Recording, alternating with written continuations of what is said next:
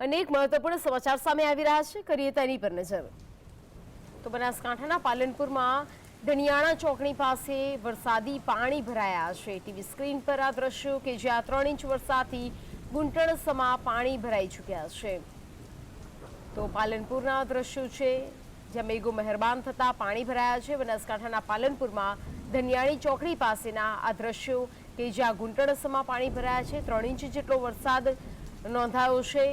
તો વરસાદ નોંધાતા પાલનપુરમાં ઠંડક તો પ્રસરી, પરંતુ 3 ઇંચ વરસાદ થતાં ધનિયાણી ચોકડી પાસે પાણી ભરાઈ ગયા છે।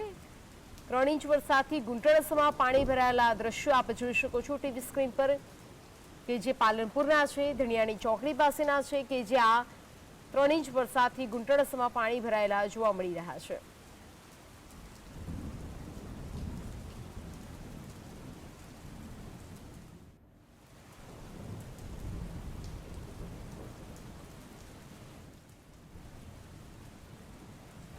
બનાસકાંઠા જિલ્લાની ધણિયાના ચોકડી મારા કેમેરામાં દ્રશ્યો બતાવી રહ્યા છે। તમે જોઈ શકો છો મોટા પ્રમાણના અંદર પાણી ભરાઈ ચૂક્યા છે। વાહન ચાલકોને પાણીમાંથી જવાની મુશ્કેલીનો સામનો કરવો પડી રહ્યો છે। મોટા પ્રમાણના અંદર પાણી ભરાઈ ચૂક્યા છે।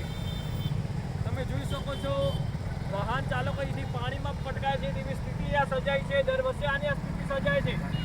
અંબાજીથી જતો આ મુખ્ય માર્ગ છે અને દર વર્ષે આની આ સ્થિતિ સર્જાય છે। તમે જોઈ શકો છો ચારો તરફ પાણીથી તરબોળ આ ચોકડી જોવા મળી રહી છે।